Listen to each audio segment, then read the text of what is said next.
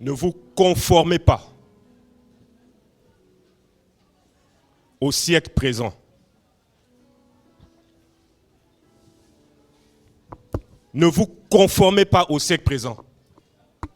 Parce que le monde nous déforme, mais Yahweh nous transforme. C'est justement de ça qu'on devait parler, qu'on va parler en quelques mots. Le monde nous déforme. Yahweh nous transforme.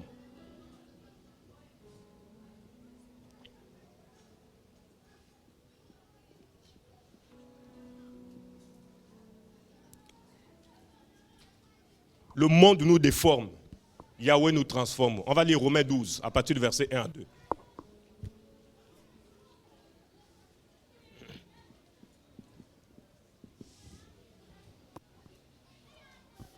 Romains chapitre 12, verset 1 à 2. Tout ce par quoi nous passons, c'est parce que Yahweh veut nous transformer, pour que nous soyons conformes à lui. Conformes. Romains chapitre 12, versets 1 à 2. Je vous exhorte donc, frères, par les compassions d'Élohim, à offrir vos corps en sacrifice vivant, saint, agréable à Élohim. C'est votre service sacré spirituel. Et ne vous conformez pas à cet âge-ci, mais soyez quoi? Transformés par le renouvellement de votre pensée, afin que vous éprouviez quelle est la volonté d'Élohim, ce qui est bon, agréable et parfait. La Bible dit, ne vous conformez pas. Ne vous conformez pas, mais soyez transformés. La transformation. Dis à ton voisin, les épreuves aussi transforment.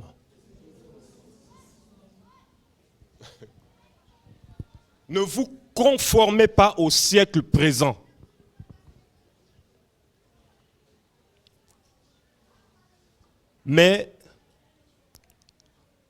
Et ne vous conformez pas à cet âge-ci, mais soyez transformés par le renouvellement de votre pensée. Ne vous conformez pas, mais soyez transformés. Vous savez, le monde déforme. Il y a des situations de la vie qui peuvent te déformer. Le péché te déforme. Certaines habitudes aussi peuvent te déformer. Le monde te déforme. La compagnie, la mauvaise compagnie te... Ne vous conformez pas. Vous savez le mot, quand on parle de se conformer, conformer c'est prendre la forme de quelque chose. Si vous prenez de l'eau, vous le mettez dans un verre, l'eau prendra la forme du... Si le verre est je ne sais pas, cylindré, l'eau aussi aura cette forme. Si le verre est triangulaire, l'eau aussi aura cette forme. Donc quand la Bible dit ne vous conformez pas, ça dit ne prends pas la forme de quelque chose qui n'est pas bon. Parce qu'il y a des choses qui peuvent te déformer. Voilà pourquoi Yahweh va t'amener à ce processus maintenant de transformation. Pour qu'il te transforme, il faut qu'il te sorte d'abord de la déformation. Amen. Ne vous conformez pas au siècle présent. Ne vous conformez pas à ce monde. Vous savez, quand on parle du monde, dans le grec c'est cosmos. Le monde c'est tout un système de pensée. C'est tout un système c'est des croyances, c'est des habitudes, c'est des comportements, c'est des démarches, c'est des façons de s'habiller. Tout ça, c'est ça le monde. Se conformer. Le monde a sa démarche. Le monde a sa façon de s'habiller. Le monde a sa façon de voir les choses. Donc quand toi tu suis ce mouvement-là, en fait tu es en train de te conformer. Donc quand tu te conformes, c'est que tu es en train de te déformer. Quand tu te déformes, ça veut dire que tu as pris la forme de ce qui t'a englouti. Voilà pourquoi il y a beaucoup de chrétiens déformés. Chaque disciple du Seigneur, tu appartiens au Seigneur, toi jeune fille, tu as donné ton cœur au Seigneur, demain tu portes encore les mini-jupes, c'est que tu es déformé. Parce que tu te conformes. Toi chrétien, tu t'es converti, ça fait 5 ans. mais tu portes encore les boucles d'oreilles. Tu es des forts. Pour toi, homme, hein, je parle des hommes. Faut toujours préciser. Hein, les yo-man, là. Les grosses boucles, tout ça, machin, tout ça. Dis à ton voisin, tu es déformé. Les nouveaux convertis, on peut comprendre avec la parole, là, le Seigneur va aider, mais après un certain nombre d'années de conversion, tu es censé te dépouiller des œuvres de la chair. Amen. Le monde des formes, ne vous conformez pas. Se conformer. Même dans les habitudes, ta façon de te comporter, tu peux te conformer comme le monde. Le monde, quelqu'un qui est dans le monde, lorsqu'il passe par des situations difficiles, qu'est-ce qu'il fait? Il peut aller voir, je ne sais pas, un marabout ou bien, je ne sais pas, quelqu'un, voilà, un commis, tout ça, pour avoir la solution. Il fait les choses selon le monde. Il va trouver la solution auprès des hommes. Et quand toi, tu te conformes à ces choses, ça veut dire que toi, quand tu traverses aussi par ces situations-là, si tu fais la même chose, c'est que tu es en train de te... Ne vous conformez pas au siècle présent, mais soyez transformés. La transformation. Dis à ton voisin, la transformation. Vous savez, le verbe ici transformer, quand vous voyez ce passage-là, transformation, dans le grec, si vous voyez là, le mot, en fait, ce terme, ce verbe transformer, en fait, ça vient d'un terme grec qui veut dire, qui signifie métamorpho ou métamorphéo. Est-ce que vous voyez? C'est ça le mot grec lui-même, métamorphéo. Et métamorphéo, en fait, ça veut dire en français, le passage du Seigneur là où il s'est transfiguré, voilà, la transfiguration. Voilà, la transfiguration, métamorphéo. Ça parle de la transfiguration. Et ce passage ici, quand vous lisez ce passage de Romains 2, là on parle de transformer, métamorphéo. C'est ce même mot-là, ce même terme métamorphéo qui est aussi utilisé lorsque on parle du passage où le Seigneur s'est transfiguré. C'est le même mot grec. C'est le même mot grec aussi qui est utilisé dans 2 Corinthiens 3,18 où la Bible dit que nous sommes transformés en la même image. Métamorphéo, la transformation. Transfiguration. Et l'apôtre Paul ne fait pas, ce n'est pas un hasard que ce mot est utilisé, parce que quand vous savez, quand on parle de transfiguration, en fait, le Seigneur veut nous amener à aller plus loin dans la transformation. D'aller au-delà. Voilà pourquoi on parle de transfiguration. Et c'est pour ça que le mot grec là est utilisé, métamorphéo. C'est pour aller plus loin dans la transformation. Ça veut dire que quand Yahweh dit soyez transformés là, ce n'est pas une simple transformation. Hein. Ne voyez pas ça comme un mot simple. Non, ça va plus loin. Ça veut dire que le Seigneur veut t'amener à sortir à ne pas te conformer à ce monde, pour aller plus loin dans la transformation. C'est ça la définition de ce mot-là, cette transformation-là. Et je regardais une vidéo il y a quelques jours là sur YouTube, la transformation des chenilles en papillons. Je regardais un peu des documentaires un peu sur ça là. Il y a plusieurs étapes pour que la chenille passe, pour que ça passe de chenille jusqu'en papillon. Il y a plusieurs étapes de la transformation. Donc quand le Seigneur nous transforme aussi, il nous fait passer par plusieurs étapes pour arriver à cette transformation véritable. Amen.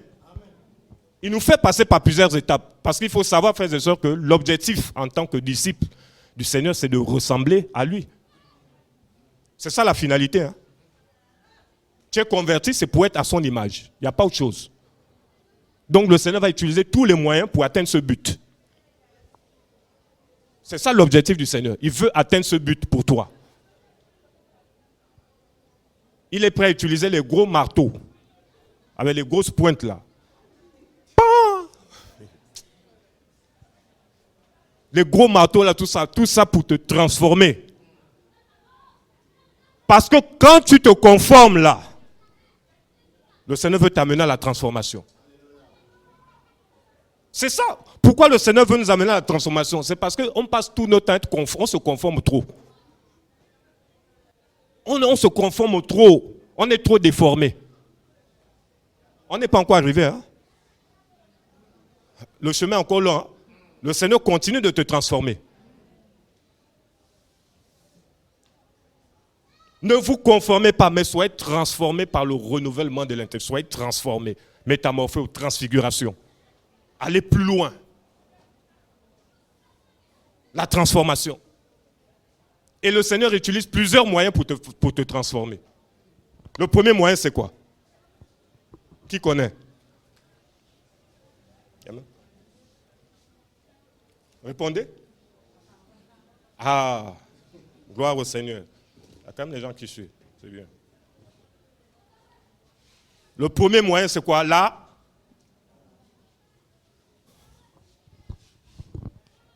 il se sert de sa parole pour te transformer. Sa parole. Voici l'objectif du Seigneur pour ta vie, la transformation. Et pour atteindre cette transformation-là, il va utiliser des outils. Pour transformer quelqu'un, il faut utiliser des outils. Si tu veux dessiner quelque chose, il te faut des outils. Un dessinateur, quelqu'un qui veut dessiner quelque chose, il sait ce qu'il va dessiner.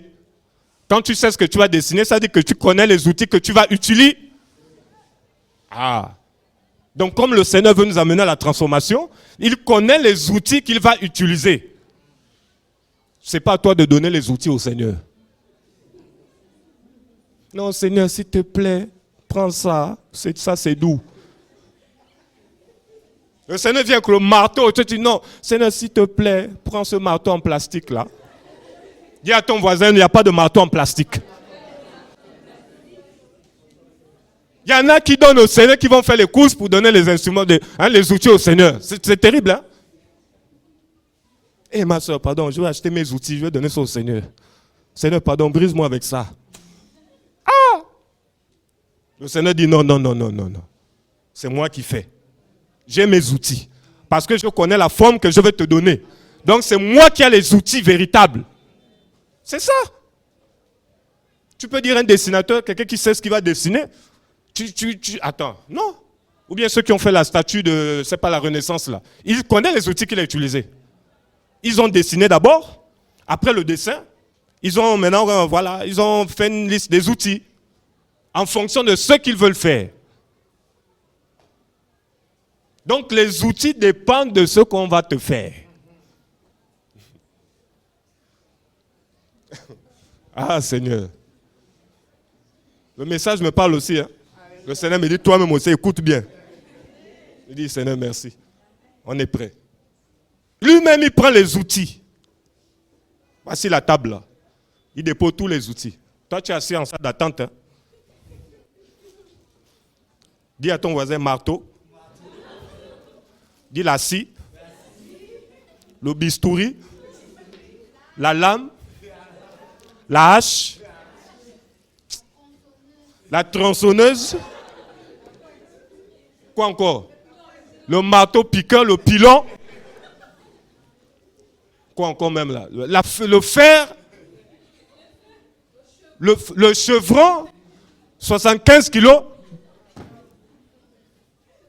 Tu ne peux pas bouder. Dis à ton voisin, c'est pour ton bien tout ça. Pour une fois, un chevron ne va pas te tuer. Ça va te transformer. Les outils du Seigneur, ce n'est pas pour te tuer. C'est pour te transformer. Donc, quand les outils sont posés là, il a maintenant la liste des noms. C'est quoi ton prénom? C'est bon, ça a la peur, je passe pas. Andrea, hein? André, il appelle, elle se lève, elle vient. Jacques, Thomas, tout ça, alignez-vous. Ils sont alignés. Il y en a qui sont sur le rein, ils sont comme ça. Là. Il y en a même qui ont déjà leur marteau en plastique pour négocier avec le Seigneur. Bon, écoute, Seigneur, il y a un truc là. Hein? Dis à ton voisin, il ne négocie pas. Il y en a qui viennent, ils ont les instruments en poche. Hein? Le gars, il a son couteau en plastique. Quand il arrive devant le Seigneur, tout ça. Ah, Seigneur, bon, j'ai pu avoir un truc là. Tu peux me briser avec ça, non? Le Seigneur va dire, ok, donne-moi ça, donne-moi ton truc en plastique. La poubelle, s'il vous plaît. Et là, maintenant, tu es face au vrai couteau. Amenez la table. La table est posée là. Monsieur, allongez-vous. Fermez les yeux. Ah, mais il faut quand même que je voie. Dis à ton voisin, tu n'as rien à voir. Dis à ton voisin, subis seulement. Tu es allongé sur la table, les yeux fermés. Le Seigneur commence à prendre le marteau. Dis à ton voisin le marteau. Tu entends seulement ping. Quand tu entends ping, dis à ton voisin, ne te réveille pas. C'est pas encore fini. Il y a encore 15 instruments là. Est-ce qu'on peut acclamer Yeshua Mashiach?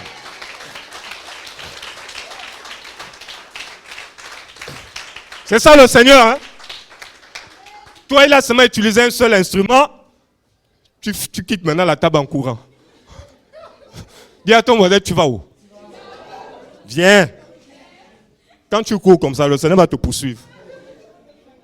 Il va t'amener. Viens ici. Ah non, laisse-moi. Non. Avec le Seigneur, il n'y a pas de laisse-moi. Il n'y a pas de laisse-moi. Voilà pourquoi quand le Seigneur t'allonge, tu es un sacrifice vivant. Il t'allonge, tu es là. Mais tu ne vis plus. Tu ne vis plus. Yeshua t'a crucifié. L'apôtre Paul dit, si je vis, ce n'est plus moi qui. C'est Christ qui vit en. C'est lui qui vit en toi. Mais pourquoi tu boudes alors? Quand il t'amène sur la table comme ça d'opération, laisse-toi briser. Laisse-toi briser. Pour atteindre la transformation. Pour que tu ne puisses plus te conformer. Ne vous conformez pas, mais soyez transformés. En fait, c'est le Seigneur qui transforme. Parce que de toi-même, tu ne peux pas te transformer. C'est ça la transformation du Seigneur. On ne fuit pas. Parce qu'il va te donner sa forme. Il va te donner, c'est-à-dire que tu vas revenir comme à l'origine. Yeshua Mashiach, l'image de Yahweh. La forme. Quand tu es bien brisé là, quand tu as utilisé tous les instruments, tout ça, il va te dire, lève-toi maintenant, vas-y. Là maintenant, tu es bien brisé. Quand les combats arrivent, tu es fort maintenant. Les persécutions, tu es fort maintenant. Parce que tu es brisé. On t'insulte, tu bénis. Parce que tu es brisé. Le Seigneur a tellement utilisé des outils, tout ça, que on te combat, tu bénis. Oh ma soeur, on veut te tuer. Il a mal parlé de toi, elle veut ta mort, tout ça. Seigneur, bénis-la. Oh, les sorciers de ta famille veulent te tuer, veulent te manger. Tout ça, ils veulent te manger. Ah, ils n'ont qu'à me manger. Au moment où tu dis ça, ils n'ont plus faim. Yahweh, quand il t'a brisé, tu minimises tout. Vous pensez que quand le Seigneur dit que celui qui t'est sur la joue droite présente la gauche, là, il faut être brisé? Vous pensez qu'il faut être encore... non, là, il parle aux personnes brisées. Hein. Quand il dit d'aimer vos ennemis, là, toi, tu peux aimer ton ennemi. Dans la chair, là, tu peux, sincèrement. Il faut être brisé. Quelqu'un qui te veut du mal, qui veut ta mort, qui te parle mal de toi. Toi, tu es le premier à te plaindre. Non, elle m'a critiqué, elle parle mal de moi, tout ça. Non, c'est pas normal. Dis à ton voisin, c'est normal. C'est normal. Quand tu atteins le niveau de transformation, non. Tous les combats que tu vas subir là, toutes les persécutions là, ce sont comme des vitamines. Ça va même te donner plus la force. Vitamine A, vitamine B, tout ça là. Donc il utilise quoi là? La parole pour te transformer. La parole.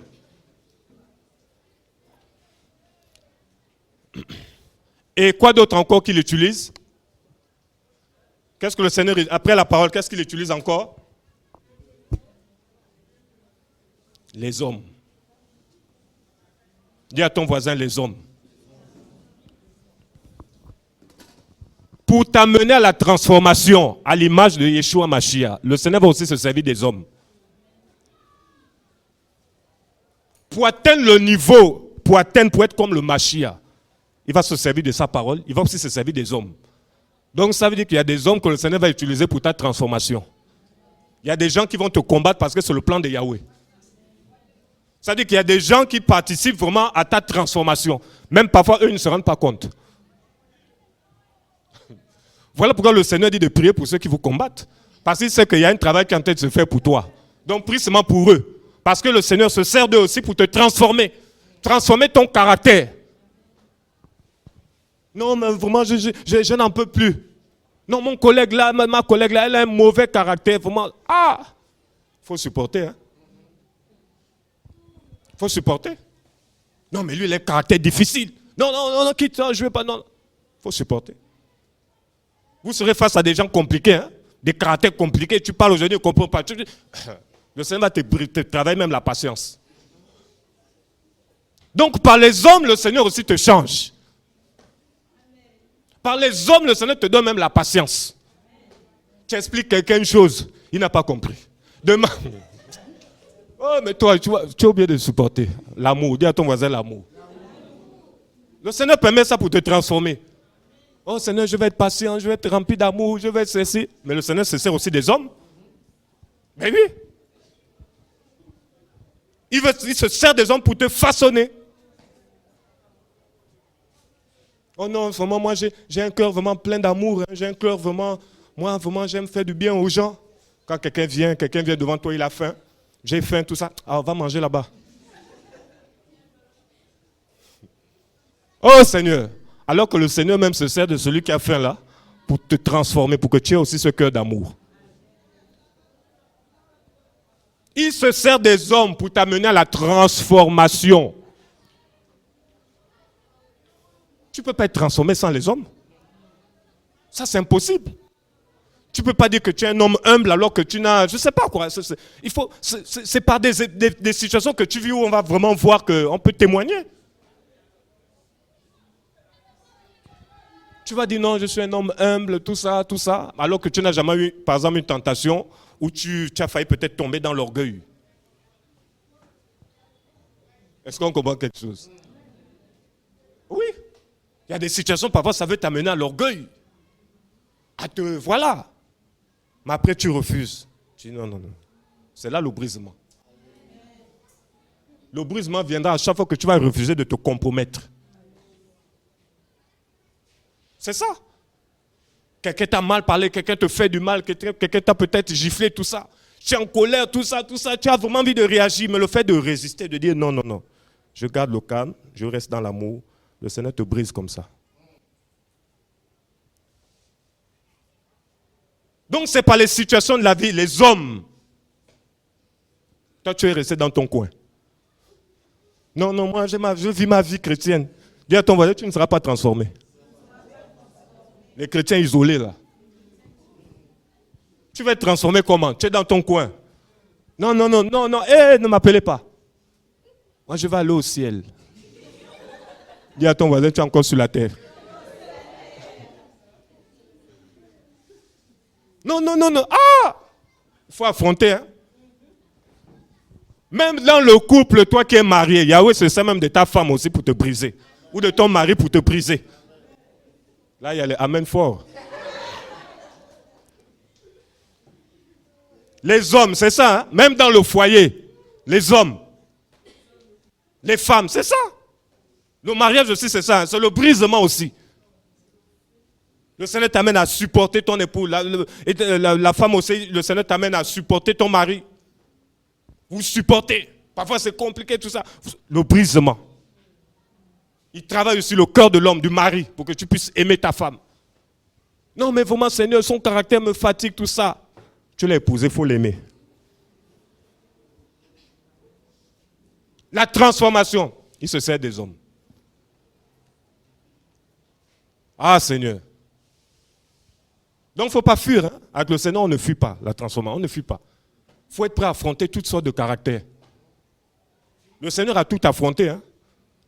Il a affronté tout le monde, toutes sortes. Parce que le Seigneur était lui-même Yahweh. Il y a des gens qui disaient même que toi, tu fais quoi avec lui? Toi, tu fais quoi avec telle personne? Il était tout le monde. Je me souviens une fois là où je travaillais à l'époque, dans un média télévisé au Gabon, à la télévision, il y avait un collègue à moi là qui était venu me menacer. On réalisait le journal.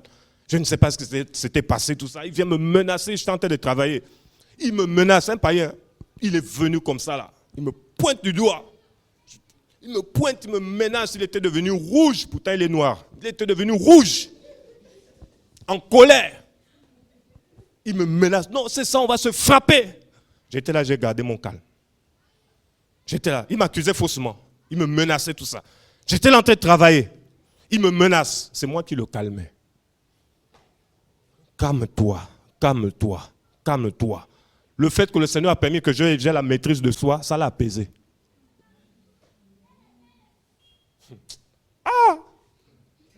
Oh non, Seigneur, vraiment la colère là me fatigue, la colère là me fatigue. Mais pour que le Seigneur enlève la colère de toi, là, il va te faire passer par des situations où il va te donner la force de résister face à la colère. Il y a des situations où le Seigneur permet que ça arrive dans ta vie parce qu'il veut enlever quelque chose en toi. Il veut s'assurer que c'est bien guéri là. Donc voilà, il y a encore un test. Mais toi, à chaque fois là, tu es chaud au test. Toi, je vais te casser la gueule, hein? Ah, chrétien. C'est terrible, hein? Les chrétiens.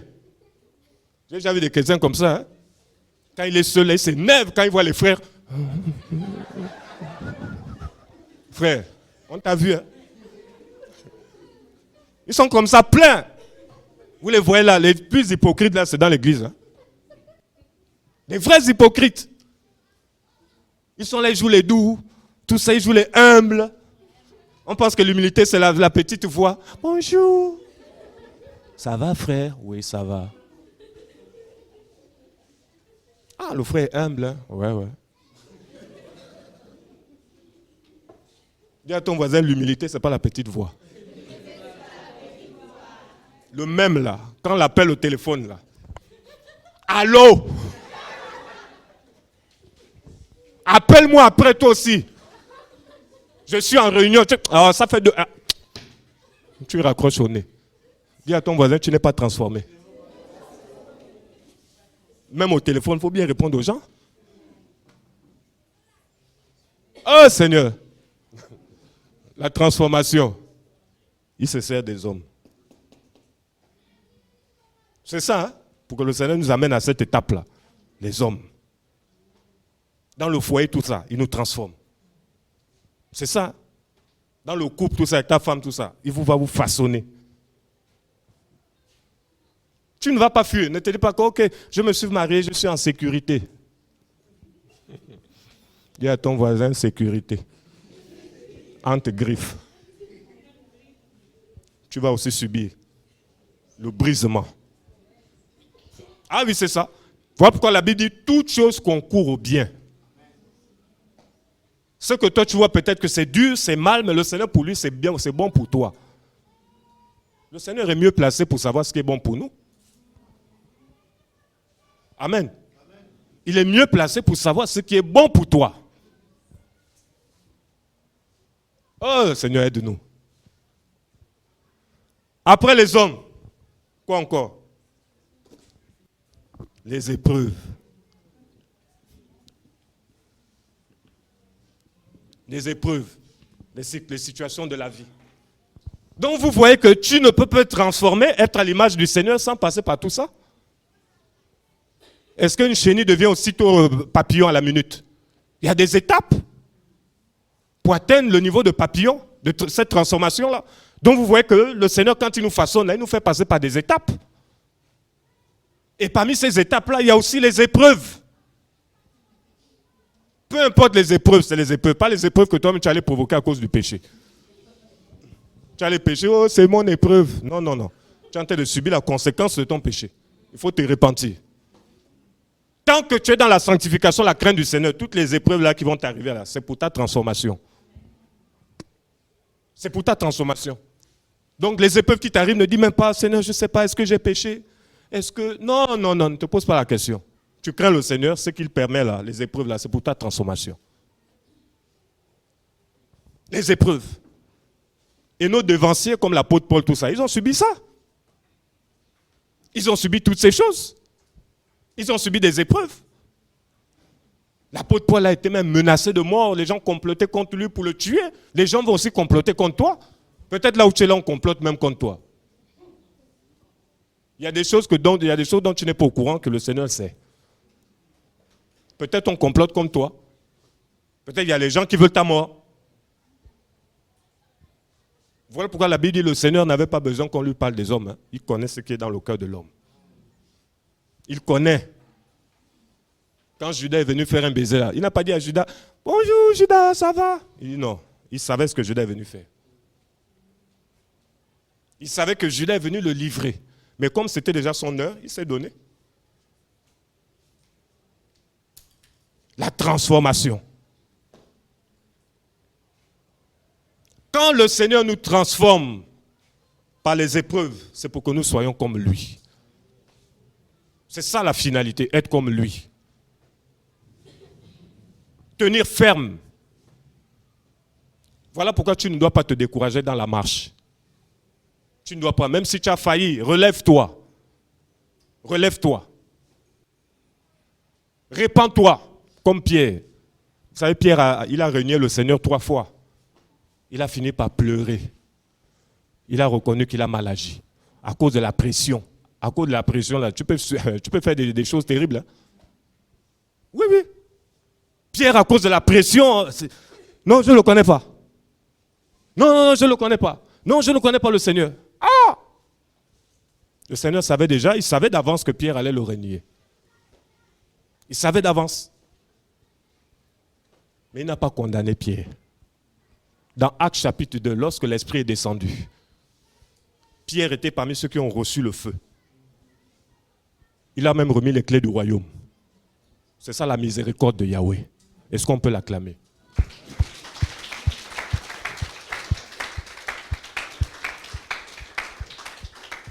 Ça veut dire que le Seigneur, il connaît nos faiblesses. Voilà pourquoi il est là pour nous donner la force. Il est là pour nous fortifier. Il est là pour nous encourager. Il est là pour te dire, ne baisse pas les bras. Ne regarde plus en arrière. Tout ce par quoi tu passes là, le Seigneur est en train de t'amener au processus de transformation. Et pour la transformation, il va utiliser tous les outils nécessaires. Tous les outils. Voilà pourquoi nous sommes, la Bible dit, offrez vos corps comme un sacrifice vivant, comme un holocauste. L'holocauste, c'était le sacrifice d'expiation par excellence, l'holocauste. Parce que lorsque le feu descendait, ça consumait tout. Le feu consumait tout. Lorsque l'holocauste était placé sur l'autel. Et voilà pourquoi le Seigneur t'a mis sur l'autel aussi de la croix.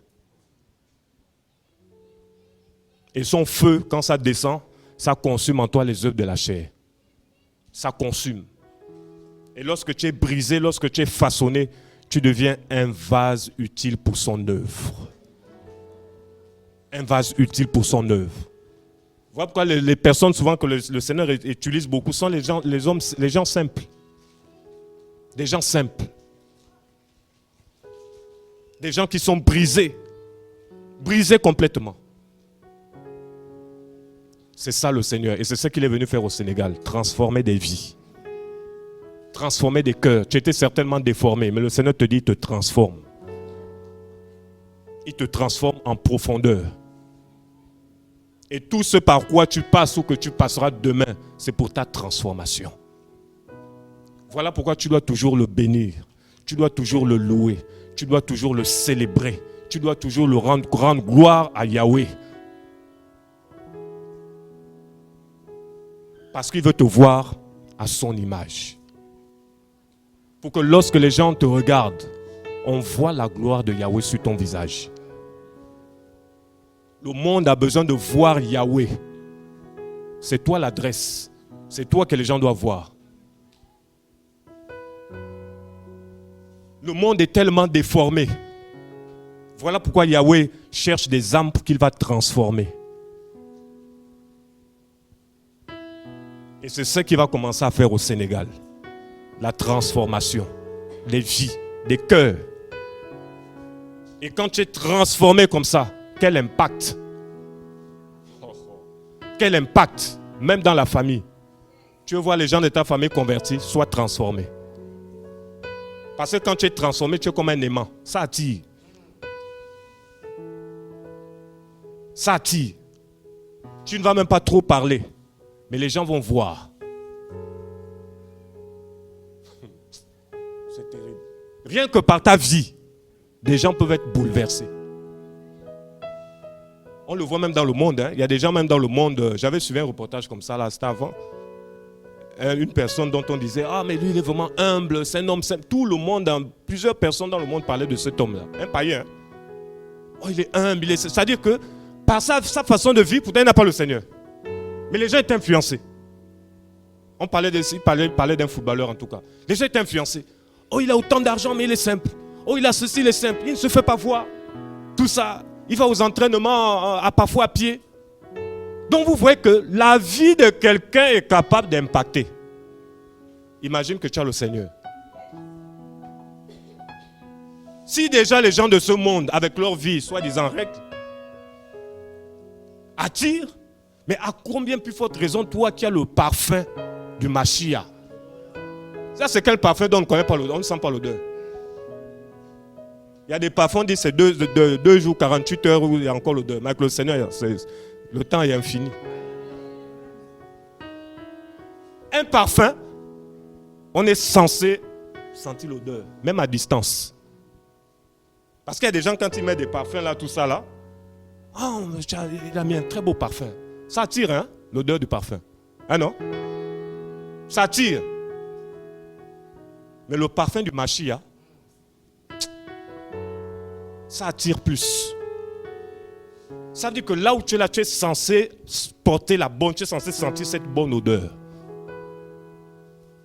Quand tu marches, oh Yahweh, c'est merveilleux. Le parfum du Mashiach. Dis à ton voisin le parfum. Quand tu es transformé, en fait, tous les outils que le Seigneur a utilisés là, c'est tout ça pour t'amener à avoir une bonne odeur. Le parfum. Waouh!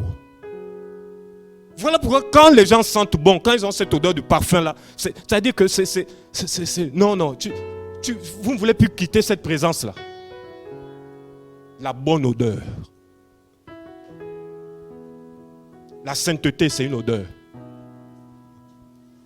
L'amour, c'est une odeur que tu es en train de répandre. L'humilité, c'est une odeur. Puisque l'odeur, ça se propage. Quand ça se propage là, tout le monde... Ah, qu'est-ce qui sent bon comme ça? C'est l'humilité. Waouh, waouh. Voilà pourquoi partout, vous n'avez pas remarqué partout le Seigneur passait, les gens le suivaient. Dis à ton voisin l'odeur. Parce qu'en Israël, ça sentait trop mauvais avant l'arrivée du Seigneur. Quand le Seigneur est arrivé, les gens le suivaient.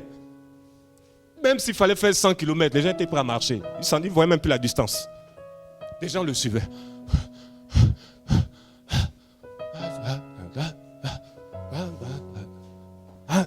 Ils suivaient le Seigneur partout. Partout. Mais le Seigneur, à un moment, il s'est retourné. Il a dit, si quelqu'un veut me suivre, qu'il renonce à sa vie et qu'il me suive. En gros, qu'il soit transformé et qu'il me suive. Qu'il meure et qu'il me suive. Parce que tu ne peux pas être transformé si tu ne passes pas par la mort. Ils ont suivi le Seigneur. Waouh! La bonne odeur. Il est arrivé, il a répandu cette odeur d'amour, ce parfum d'amour. À l'époque en Israël, il n'y avait que la haine, la méchanceté. Une femme courbée, 18 ans. Elle rentrait dans la synagogue. 18 ans, elle était liée. Quand le Seigneur entre dans la synagogue, il voit une femme courbée que Satan tenait captive pendant 18 ans. Quel mauvais! Il est méchant, le diable. Pendant 18 ans, la femme était retenue captive, une infirmité. Elle rentrait comme ça, courbée. Lorsque le Seigneur l'a vue, il a dit, femme, redresse-toi. Ça dit que le Seigneur connaît ta situation. Elle n'a même pas fait cas.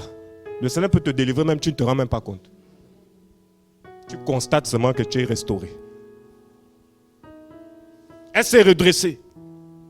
Le Seigneur a posé sa main. Elle a été encouragée, bénie. Et ces hommes méchants là, les religieux, ils se sont énervés. Comment tu peux faire ça le jour du Shabbat? Ah! Le Seigneur dit, je suis moi-même le maître du Shabbat. Donc je peux faire ça le jour du Shabbat. Il dit, vous, pendant le jour du Shabbat, vous êtes prêts à aller sauver des animaux qui tombent dans les puits. Mais les êtres humains, vous les laissez dans leur souffrance. C'est ça l'homme, hein? Il considère plus l'animal. Il y a des endroits où on va dire, non, attention, même si un éléphant vient t'agresser, non, il faut mourir. Il ne faut pas toucher les éléphants. Les animaux sont tellement, voilà. Les hommes, bon, c'est ça l'homme, c'est ça le cœur de l'homme.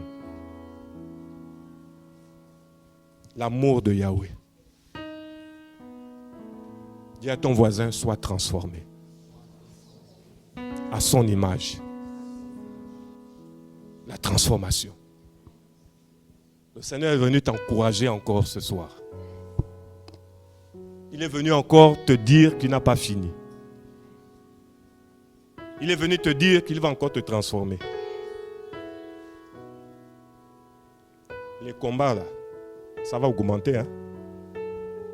Amen. Là, il faut dire aux gens de dire Amen. Ça va augmenter, pourquoi? C'est pour ton bien. Pour ton bien. Arme-toi de cette pensée. Sois courageux. Aie du courage. Du courage. Sois un véritable soldat. Voilà ce que l'apôtre Paul a inculqué à Timothée. Véritable soldat. Ça vient de la Bible, hein, le soldat. Parce que c'est la mentalité. Pour finir, Actes chapitre 22, quand Paul est parti à Actes chapitre 20, à partir du verset 22, on va lire, on va terminer par là et puis on va prier. Il fait quelle heure? Si quelqu'un peut lire, hein? Rapidement.